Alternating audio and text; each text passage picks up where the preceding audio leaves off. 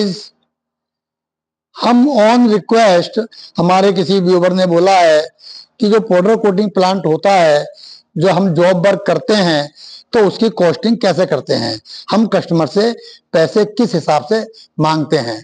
तो मैं आपको बताऊंगा कि इसका क्या होता है, स्क्वायर इंच होता है, ठीक है ना। वो रेट आप डिसाइड करेंगे। रेट वेरी करते हैं अलग अलग चीज पे।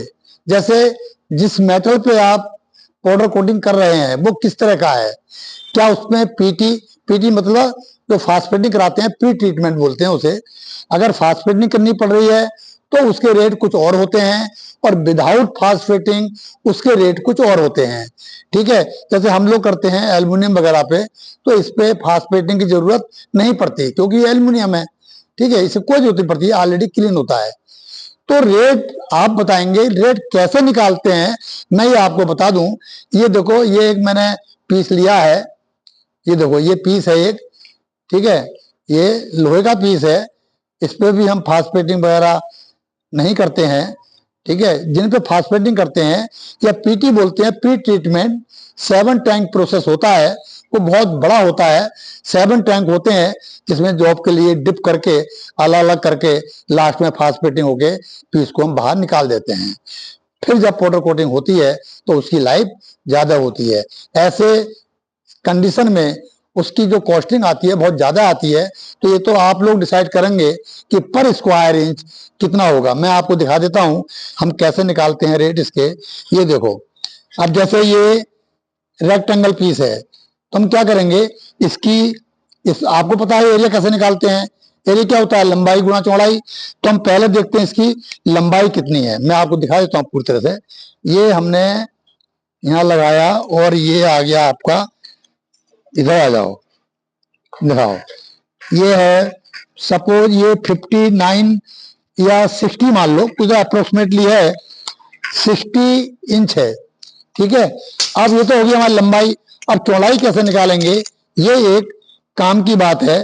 चौड़ाई निकालने के लिए मैं आपको बता दूं, जैसे देखो ये तो यहाँ पे टेढ़ा वगैरह है, तो इसकी जो हम निकालते हैं आपको बहुत हेल्प मिलेगी इस चीज से।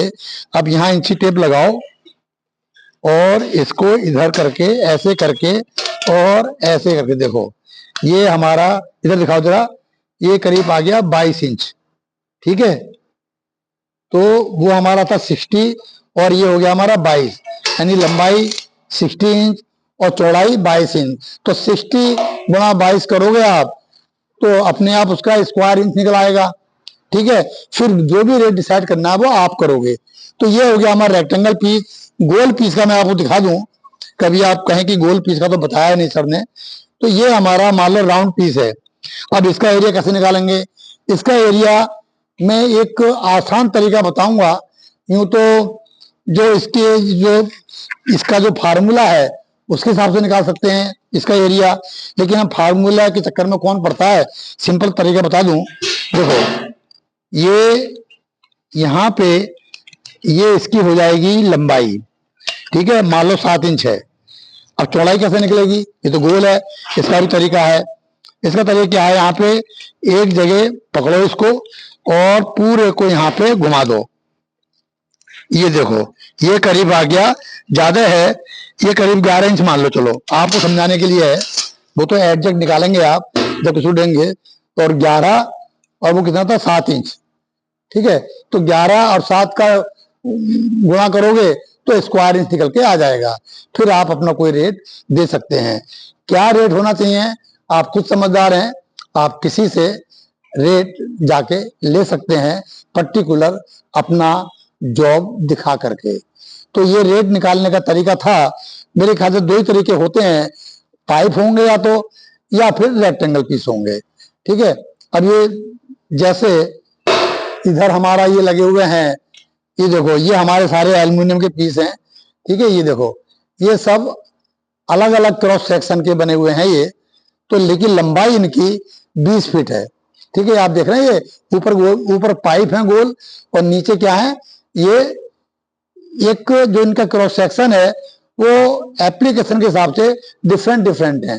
ये वो लेंथ है, वो पीस है जो मकान जब बनते हैं जिसकी चौखट वगैरह खिड़की वगैरह में इनका इस्तेमाल किया जाता है। तो ये तरीका था हमारा मेजरमेंट लेने का। एक जिसने भी हमें रिक्वेस्ट की होगी वो देख रहे होंगे, हमने उनकी रिक्वायरमेंट पूरी कर दी है। ठीक है, नेक्स्ट वीडियो में फिर मिलते हैं आपके साथ, तब तक के लिए नमस्कार।